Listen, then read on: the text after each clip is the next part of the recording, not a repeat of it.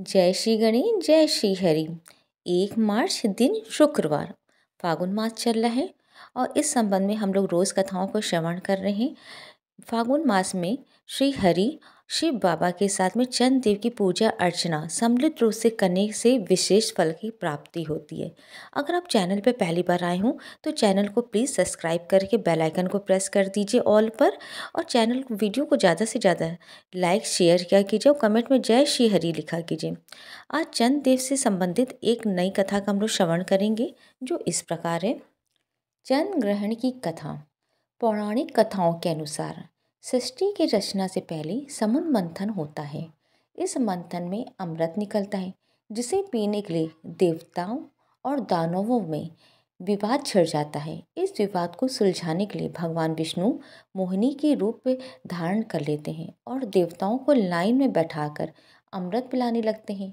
इस लाइन में छल पूर्वक एक दानव राहु भी बैठ जाता है और अमृत पान करता है। राहु का ऐसा करते हुए सूर्य और चंद्रमा देख लेते हैं तो वे भगवान विष्णु को इस बात की जानकारी दे देते हैं। इस पर भगवान विष्णु राहु का सिर काटकर उसे धड़ से अलग कर देते हैं। सिर वाले भाग को राहु और धड़ को केतु के नाम से जानते हैं। मानता है कि इस घटना से राहु सूर्य और चंद्रमा को अपना दुश्मन मानने लगते हैं। क्योंकि उसने अमृत पी लिया था तो उसकी मौत नहीं हुई थी। पूर्णिमा के दिन राहु जब चंद्रमा को ग्रसता है तो चंद्रमा कुछ देर के लिए छिप जाता है जिसे चंद्र ग्रहण कहते हैं। सिर और धड़ के अलग होने से पहले इस दानव का नाम सर्वभानु नाम था।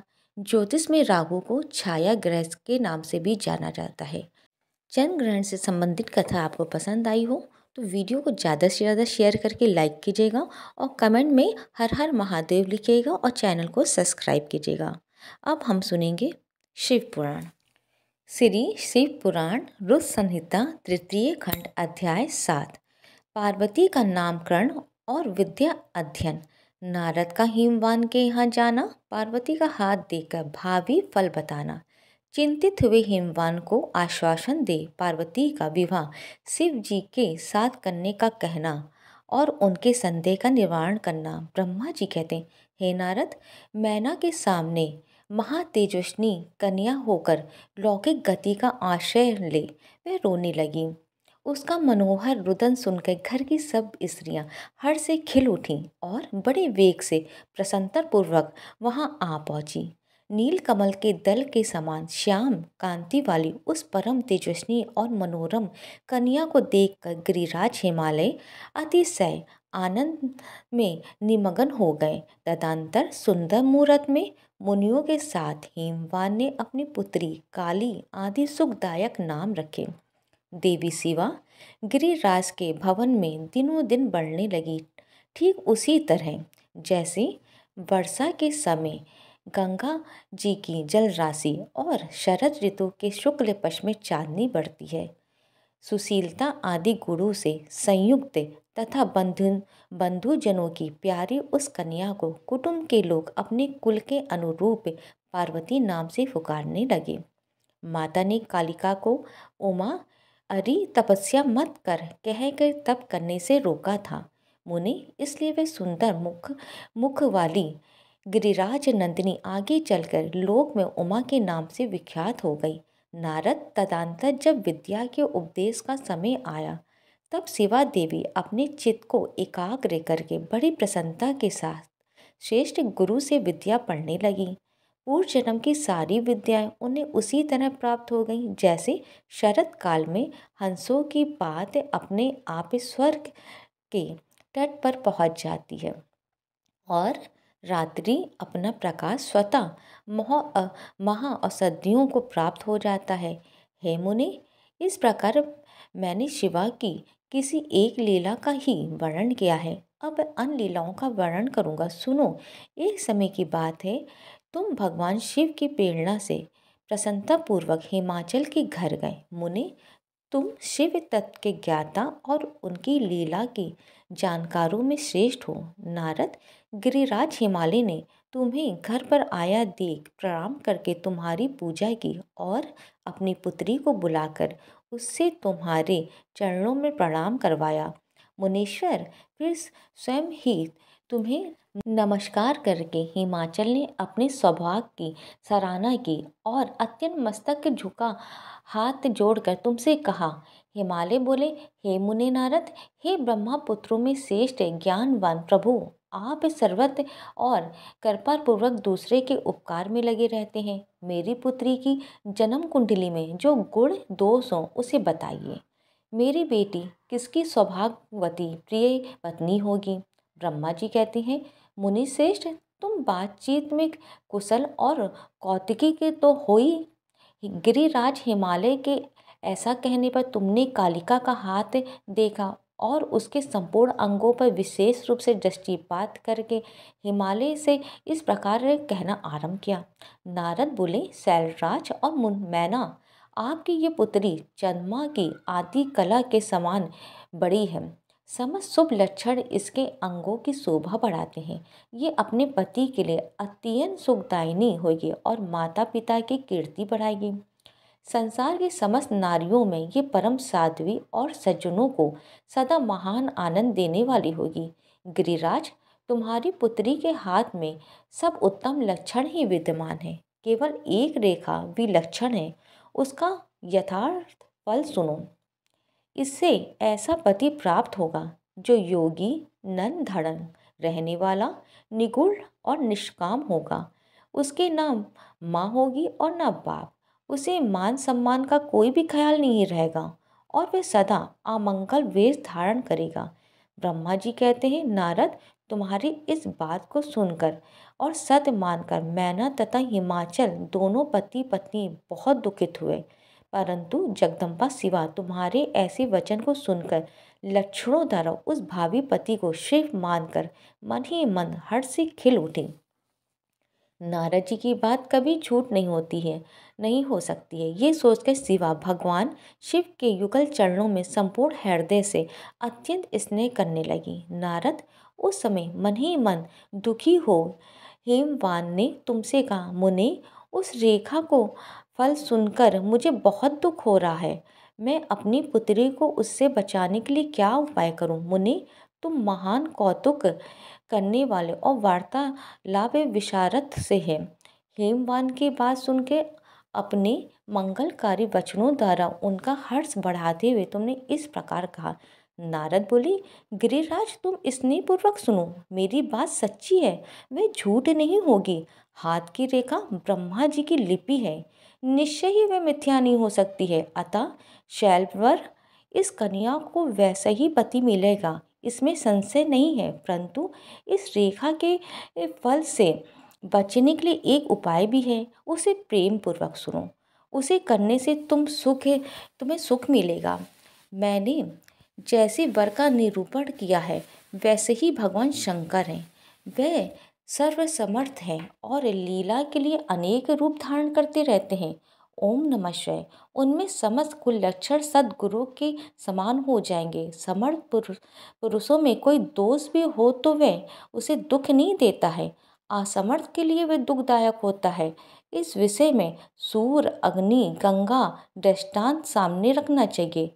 इसलिए तुम विवेकपूर्वक अपनी कन्या शिवा को भगवान शिव के हाथ में सौंप दो।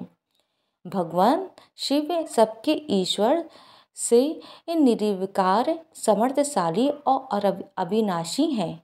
वे जल्दी ही प्रसन्न हो जाते हैं, अतः शिवा को ग्रहण कर लेंगे, इसमें संशय नहीं है। विशेषता वे तपस्या से बस में हो जाते हैं। यदि शिवा तप करे तो सब काम ठीक हो जाएगा। सर्वेश्वर शिव सर्व प्रकार से समर्थ हैं। वे इंद्र के वृक्ष का भी नाश कर सकते हैं। ब्रह्मा जी उनके अधीन हैं तथा वे सबको सुख देने वाले हैं। पार्वती भगवान शंकर की प्यारी पत्नी बनेगी। वह सदा रुद्रदेव के अनुकूल रहेगी, क्योंकि ये महासाध्वी और उत्तम व्रत का पालन करने वाली है तथा माता पिता के सुख को बढ़ाने वाली है।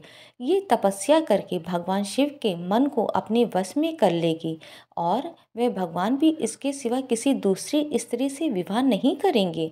इन दोनों का प्रेम एक दूसरे के अनुरूप है। वैसा उस कोटि का प्रेम ना तो किसी का हुआ है, ना इस समय है और ना आगे होगा। गिरिश्रेष्ठ, इन्हें देवताओं के कार्य करने हैं उनके जो जो काम नष्ट प्राय हो गए हैं उन सब का इनके द्वारा पुनः उज्जीवन या उद्धार होगा। आदिराज आपकी कन्या को पाकर ही भगवान हर अर्धनारीश्वर होंगे। इन दोनों का पुनः हर्षपूर्वक मिलन होगा। आपकी ये पुत्री अपनी तपस्या के प्रभाव से सर्वेश्वर महेश्वर को संतुष्ट करके उनके शरीर के आधे भाग को अपने अधिकार में कर लेगी, उनका अर्धांग बन जाएगी। गिरिश्रेष्ठ, तुम अपनी ये कन्या भगवान शंकर के सिवा दूसरे किसी को नहीं देना चाहिए। ये देवताओं का गुप्त रहस्य है, इसे कभी प्रकाशित नहीं करना चाहिए। हिमालय ने कहा, ज्ञानी मुने नारद, मैं आपको एक बात बता रहा हूँ, उसे प्रेम पूर्वक सुनिए और आनंद का अनुभव कीजिए। सुना जाता है महादेव जी सब प्रकार को आसक्तियों का त्याग करके अपने मन को संयम में रखते हुए नित्य तपस्या करते हैं। देवताओं की भी दृष्टि में नहीं आते हैं। देवेश्वर, ध्यान मार्ग में स्थित हुए वे भगवान शंभु पर ब्रह्म में लगाए हुए अपने मन को कैसे हटाएंगे? ध्यान छोड़कर विवाह करने को कैसे उद्यत होंगे? इस विषय में मुझे महान संदेह है। दीपक की लौ के समान प्रकाशमान अविनाशी प्रकृति से परे निर्विकार निर्गुण सद्गुण और निर्वेश और निरीह जो पर ब्रह्म है, वही उनका अपना सदाशिव नामक स्वरूप है।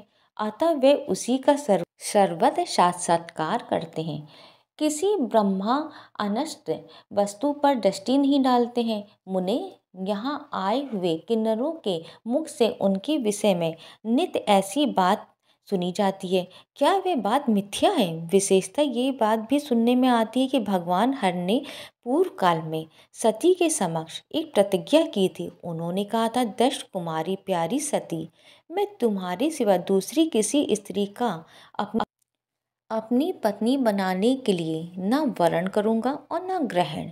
ये मैं तुमसे सच कहता हूँ। इस प्रकार सती के साथ उन्होंने पहले ही प्रतिज्ञा कर ली।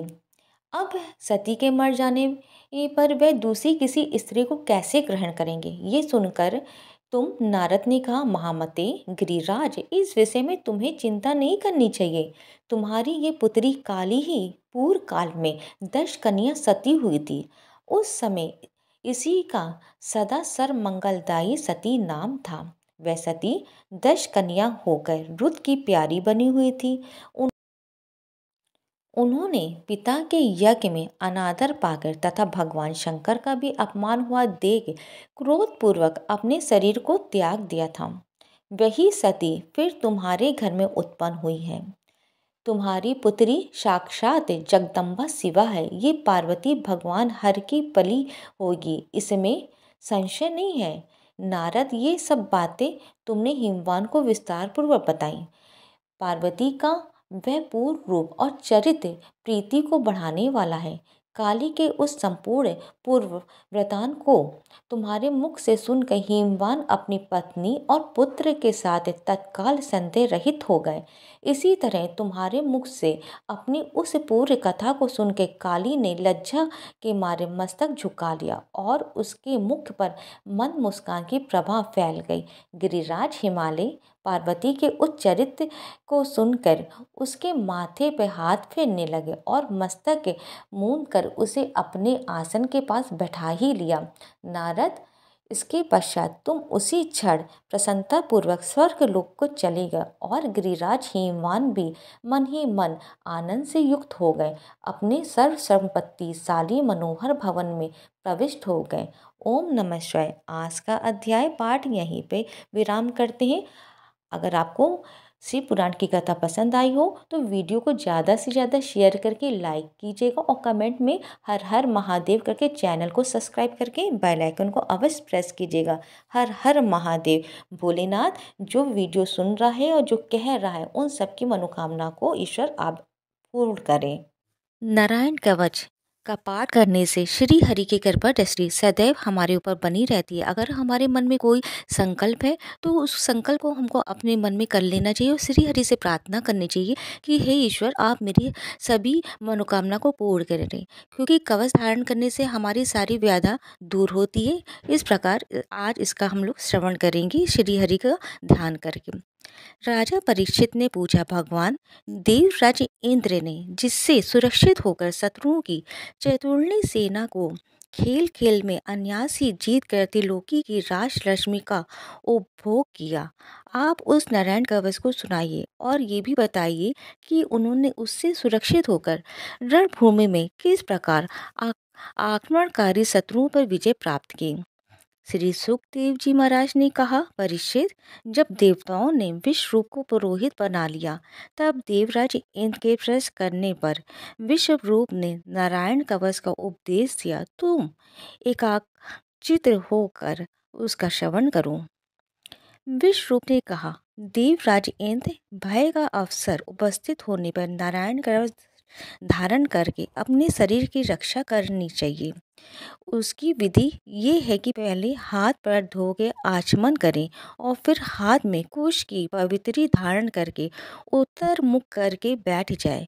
इसके बाद कवच धारण पर्यंत और कुछ न बोलने पर निश्चय करके पवित्रता से ओम नमो नारायण और ओम नमो भगवते वासुदेव इन मंत्रों के द्वारा हृदय आदि अन्यास तथा अंगुष्ठ आदि का न्यास करें। पहले ओम नमो नारायण इस अष्टाक्षर मन के ओम आदि 8 अक्षरों का क्रमशः पैरों, घुटनों, जांघों, पेट, हृदय, व्रज स्थल, मुख और सिर में न्यास करें अथवा पूर्वोक्त मन के यकार से लेकर ओमकार तक 8 अक्षरों का सिर से आरंभ कर उन्हीं 8 अंगों में विपरीत क्रम से न्यास करें।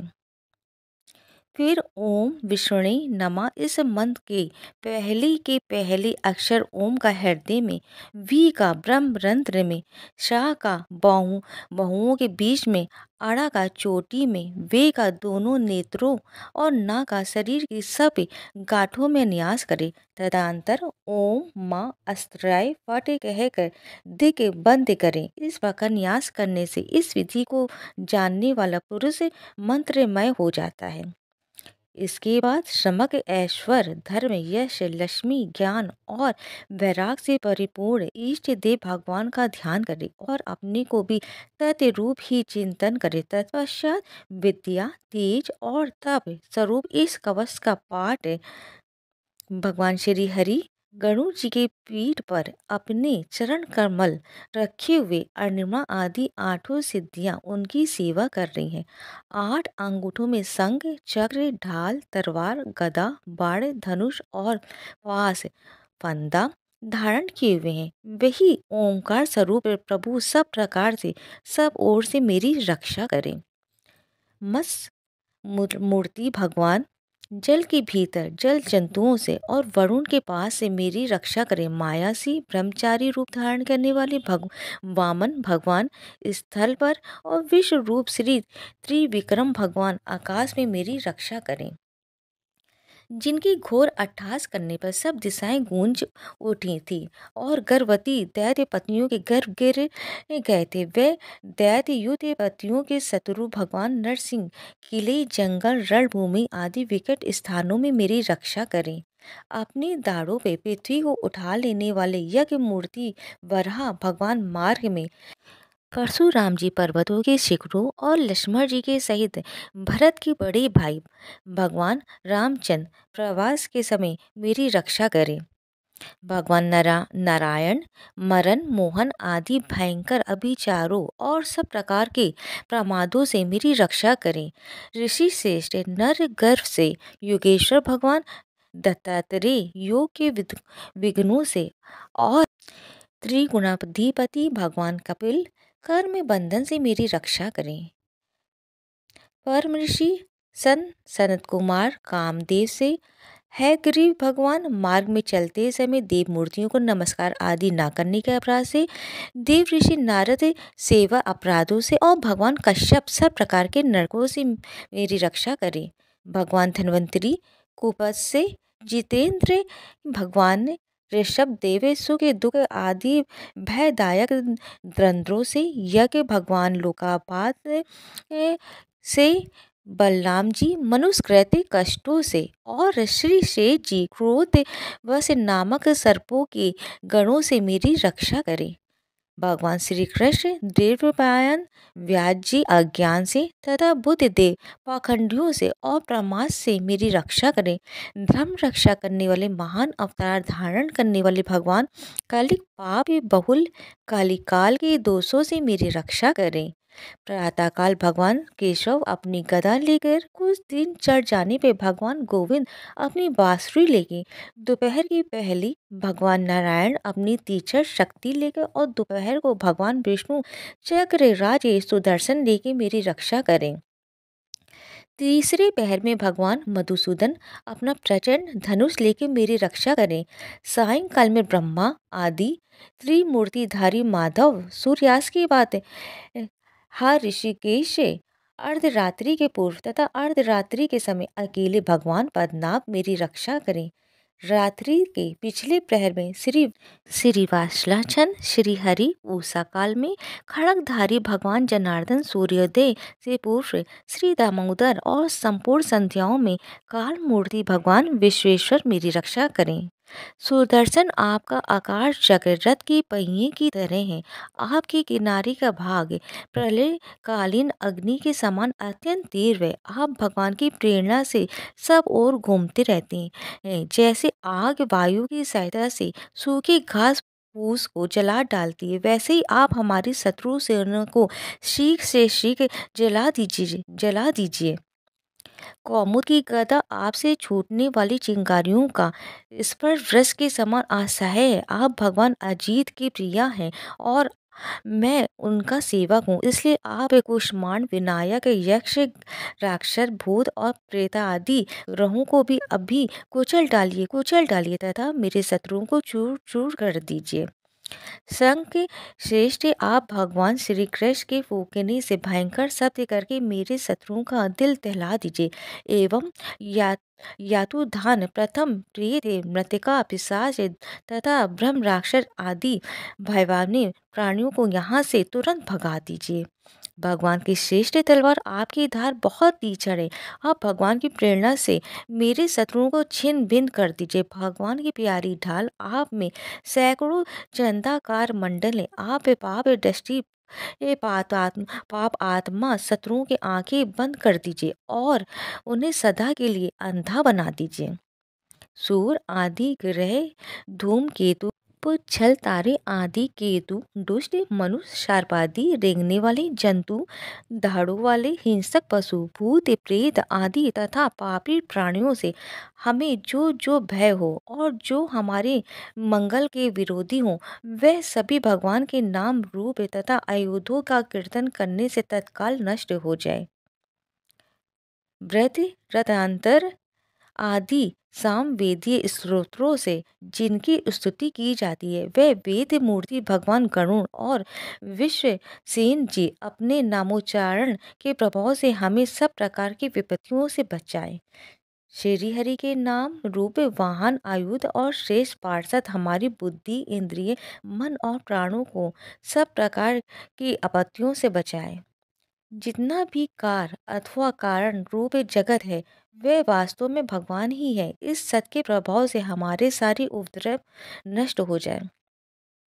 जो लोग ब्रह्म और आत्मा की एकता का अनुभव कर चुके, उनकी दृष्टि में भगवान का स्वरूप समस्त विकल्पों से रहित है, वेदों से रहित, और फिर भी वे अपनी माया शक्ति के द्वारा भूषण आयुध रूप नामक शक्तियों को धारण करते हैं।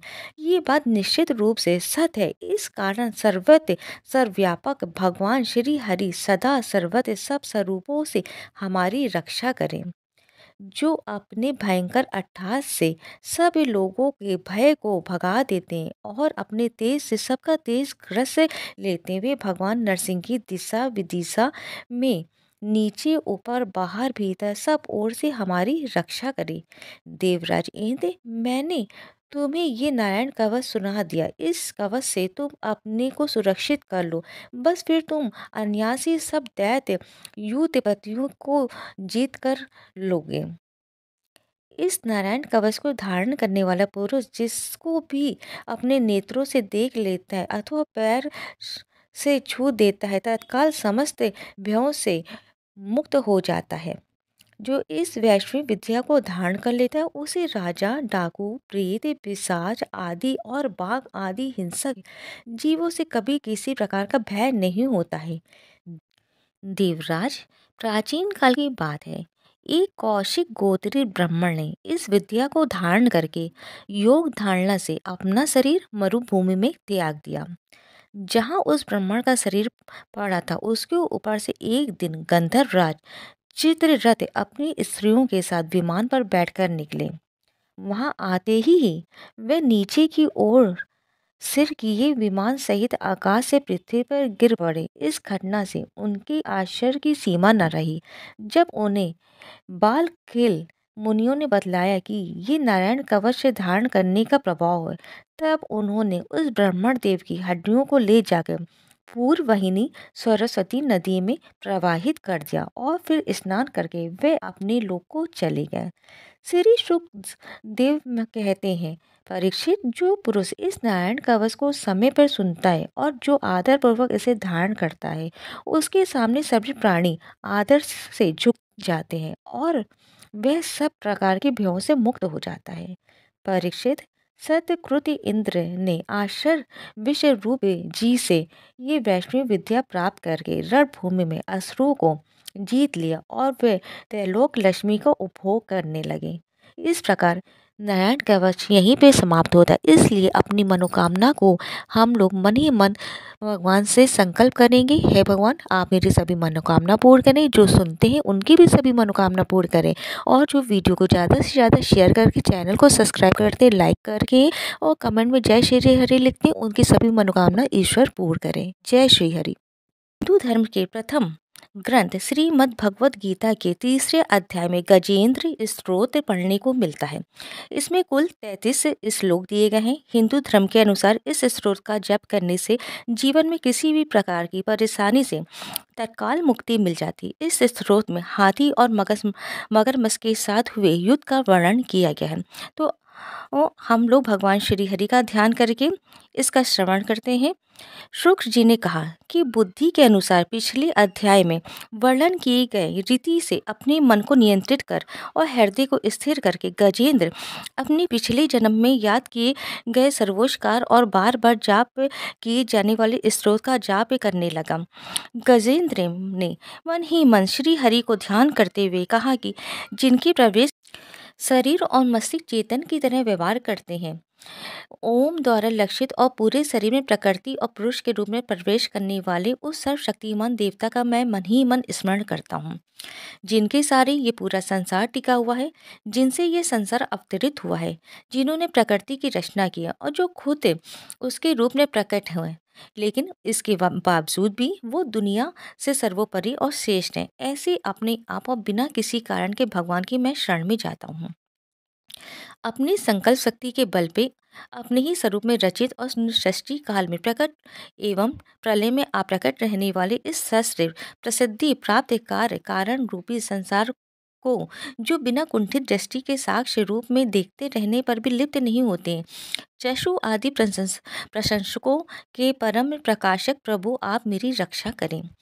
बीतते गए समय के साथ ये तीनों लोगों को और ब्रह्मा आदि लोक के पालों के पंचभूत में प्रवेश कर जाने पर और पंचभूतों से लेके महापुरुष सभी कारणों में उनकी परम करुणा स्वरूप प्रकृति में मगन हो जाने पर उस समय दुर्यर और घोर अंधकार रूपेण प्रकृति के बच रही थी, उस अंधकार से परे अपने परम धाम में जो सर्वव्यापी भगवान सभी दिशाओं में प्रकाशित होते रहते हैं, वो भगवान मेरी रक्षा करें। विभिन्न नाटकों रूपों में अभिनय करने वाले और उस अभिनेता के वास्तविक स्वरूप को जिस प्रकार से साधारण लोग भी नहीं पहचान पाते, उसी तरह से सत्य प्रधान देवता और महर्षि भी जिनके स्वरूप को नहीं जान पाते, ऐसे में कोई साधारण प्राणी उनका वर्णन कैसे कर सकता है। ऐसे दुर्गम चरित्र वाले भगवान मेरी रक्षा करें। अनेकों शक्ति से मुक्त सभी प्राणियों की आत्म बुद्धि प्रदान करने वाले सबके बिना कारण हेतु अतिशय और साधु स्वभाव ऋषि मुनि जन, जिनके परम स्वरूप को देखने की इच्छा के साथ वन में रहकर अखंड ब्रह्मचर्य तमाम अलौकिक व्रतों को नियमों को अनुसार पालन करते, ऐसे प्रभु मेरी गति है। वह जिनका हमारी तरह ना तो जन्म होता है और ना जिनका अहंकार में कोई भी काम नहीं होता है, जिनके निर्गुण रूप का ना कोई नाम है और ना कोई रूप है। इसके बावजूद भी वह समय के साथ इस संसार की सृष्टि और प्रलय के लिए अपनी इच्छा से अपने जन्म को स्वीकार करते हैं। उस अनंत शक्ति वाले परम ब्रह्मा परमेश्वर को मेरा नमस्कार है। प्रकृत आकार रहित और अनेक के रूप वाले अद्भुत भगवान को मेरा नमस्कार है। स्वयं प्रकाशित सभी शाक्त परमेश्वर को मेरा सत सत नमन है। वैसी देव जो नम्य वाणी चित्तवृत्तियों से परे हैं, उन्हें मेरा बारंबार नमस्कार है। विवेक से परिपूर्ण पुरुष के द्वारा सभी सतो गुणों से परिपूर्ण निवृत्ति धर्म के आचरण से मिलने वाले योग मोक्ष सुख की अनुभूति रूपी भगवान को नमस्कार है। सभी गुणों के स्वीकार शांत रजोगुण और स्वीकार करके अत्यंत तमोगुण को अपना कर मूढ़ से जाने वाले बिना भेद और हमेशा सद्भाव से ज्ञान धनी प्रभु को मेरा नमस्कार है। शरीर के इंद्रिय के समुदाय रूप सभी पिंडिकों के ज्ञाता सबों के स्वामी और साक्षी स्वरूप देव आपको नमस्कार है। सबों के अंतर्यामी प्रकृति के परम कारण लेकिन स्वयं बिना कारण भगवान को मेरा सत सत नमस्कार है। सभी इंद्रियों और सभी विषयों के जान कर सभी प्रतीतियों के कारण रूप संपूर्ण जड़ प्रपंच और सबकी मूलभूत अविद्या के द्वारा सूचित होने वाले और सभी विषयों में अविद्या रूप से भसने वाले भगवान को मेरा नमस्कार है। सबके कारण लेकिन स्वयं बिना कारण होने पर भी बिना किसी परिणाम के होने की वजह से अन्य कारणों से भी विलक्षण कारण आपको मेरा बार बार नमस्कार है। सभी वेदों और शास्त्रों के परम तात्पर्य मोक्ष रूपी और शेष पुरुषों की परम गति ये देवता को नमस्कार है। वह जो त्रिगुण रूपों में छिपी हुई है ज्ञान रूपी अग्नि वैसे गुणों में हलचल होने पर जिनके मन मस्तिष्क में संसार को रचने की वृत्ति उत्पन्न हो उठती हो और जो आत्मा तत्व की भावना के द्वारा विधि निषेध रूप शस्त्र से भी ऊपर उठे हो, जो महाज्ञानियों महात्माओं में स्वयं प्रकाशित हो रहे ऐसे भगवान को मेरा नमस्कार है। मेरे जैसे शरणागत पशु के समान जीवों के अविद्या रूप फांसी को पूर्ण रूप से काट देने वाले परम दयालु और दया दिखने में कभी भी आलस नहीं करने वाले भगवान को नमस्कार है मेरा। मैं अपने अंश से सभी जीवों के मन में अंतर्यामी रूप से प्रकट होने वाले सर्व नियंता अनंत परमात्मा आपको मेरा नमस्कार है। जो शरीर पोते मित्र घर और संपत्ति सहित कुटुंबियों में अशक्त लोगों के द्वारा कठिनाई से मिलते हैं और मुक्त पुरुषों के द्वारा अपने हृदय में निरंतर चिंतित ज्ञान स्वरूप सर्व समर्थ परमेश्वर को मेरा नमस्कार है। वह जिन्हें धर्म में अभिलिषित भोग के धन और मोक्ष की कामना से मनन करके लोग अपनी मनचाही इच्छा पूर्ण कर लेते हैं, अभी तो जिन्हें विभिन्न प्रकार आयाचित भोग और अविनाशी पार्षद शरीर भी देते हैं, वैसे अत्यंत दयालु प्रभु मुझे इस प्रकार की विपदा से हमेशा के लिए बाहर निकाले। वह जिनके एक से अधिक भक्त हैं जो मुख्य रूप से एकमात्र उसी भगवान के शरण में जो धर्म अर्थ आदि किसी भी पदार्थ की अभिलाषा नहीं रखते हैं, जो केवल उन्हीं के परम मंगलमय एवं अत्यंत विलक्षण चरित्र का गुणगान करते हैं, उनके आनंदमय समुद्र में गोते लगाते हैं। उन अविनाशी सर्वव्यापी सर्वमान ब्रह्मादि के भी नियामक भक्तों के लिए भी हमेशा प्रकट होने वाले भक्ति योग द्वारा प्राप्त अत्यंत निकट होने पर भी माया के कारण अत्यंत दूर महसूस होने वाले इंद्रियों के द्वारा आगमय और अत्यंत दुर्विक अंतर रहित लेकिन सभी के आदि कारक और सभी तरफ से परिपूर्ण उस भगवान की मैं स्तुति करता हूँ।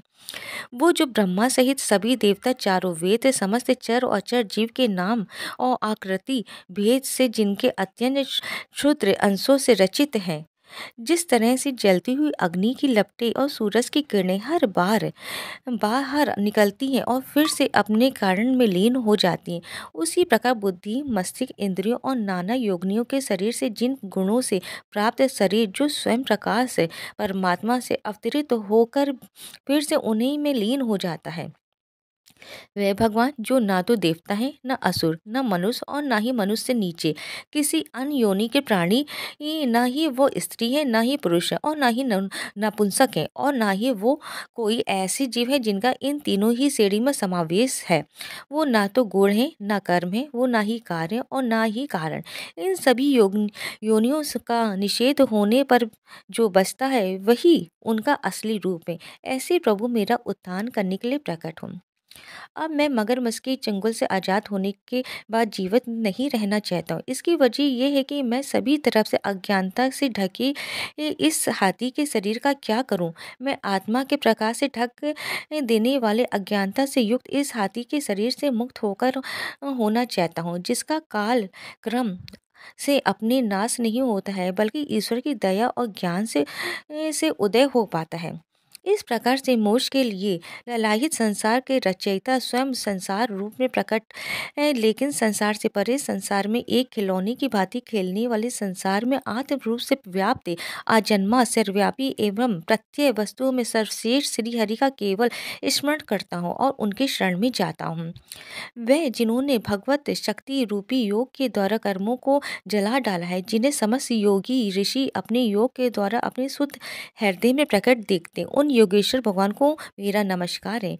वह जिनके गुणे शक्तियों का राग रूप विवेक और आशाएं हैं, जो सभी इंद्रियों के विषय रूप में मौजूद हैं, वे जिनकी इंद्रियां समस्त विषयों में ही बसी रहती हैं, ऐसे लोगों को जिनको मार्ग मिलना भी संभव नहीं है, वैसे शरणागत एवं अपार शक्तिशाली वाले भगवान आपको बारंबार नमस्कार है। वे जिनकी अविद्या नाम की शक्ति के कार्य रूप से ढके हुए, जिनके रूप को जीव समझ नहीं पाते, ऐसे अपार महिमा वाले भगवान की मैं शरण लेता हूँ। श्री शुक्रदेव जी कहते हैं कि वे जिसने पूर्ण प्रकार से भगवान के भेद रहित सभी निराकार रूप का वर्णन किया था, उस गजराज के करीब जब ब्रह्मा जी साथ में अन्य कोई देवता नहीं आए, जो अपने विभिन्न प्रकार के विशेष विग्रहों को ही अपना रूप मानते, ऐसे में साक्षात विष्णु जी, जो सभी के आत्मा होने के कारण सभी देवताओं के रूप हैं, तब वहाँ प्रकट हुए। गजराज को इस प्रकार से दुखी देख के और उसके पढ़े गए स्तुति को सुन के चक्रधारी प्रभु इच्छानुसार वेग वाले गरुड़ की पीठ पर सवार होकर सभी देवताओं के साथ उस स्थान पर पहुंचे जहां पर वह गज था। सरोवर के अंदर महाबलशाली मगरमच्छ द्वारा जकड़े जकड़े और दुखी उस हाथी ने आसमान में गरुड़ की पीठ पर बैठे और हाथों में चक्र लिए भगवान विष्णु को आते हुए जब देखा, तो वे अपनी सूंड में पहले से ही उनकी पूजा के लिए रखे कमल के फूल को श्री हरि पर बरसाते हुए कहने लगे, सर्व पूज्य भगवान श्री हरि, आपको मेरा प्रणाम है। सर्व पूज्य भगवान श्री हरि, आपको मेरा नमस्कार है। लाचार हाथी को देखकर श्री हरि विष्णु गरुड़ से नीचे उतर कर सरोवर में उतर आए और बेहद दुखी होकर ग्रह सहित उस गज को तुरंत ही सरोवर से बाहर निकाल आए और देखते ही देखते अपने चक्र से मगरमच्छ के गर्दन को काट दी और हाथी को उस पीड़ा से बाहर निकाल लिया। जय हो, जय श्री हरि, जय श्री विष्णु। जो भी गजेन मोक्ष पाठ को सुनता है, उसके सभी पाप श्री हरि जी तत्काल दूर कर दे। इस जाप को करने से व्यक्ति बड़े से बड़े कर्जों से मुक्त हो जाता है। अगर आपको कथा पसंद आए, वीडियो पसंद आए, तो वीडियो को ज़्यादा से ज़्यादा शेयर कीजिएगा। चैनल को सब्सक्राइब करके लाइक करके जय श्री हरि लिखिएगा। जय श्री राधे, जय श्री कृष्ण।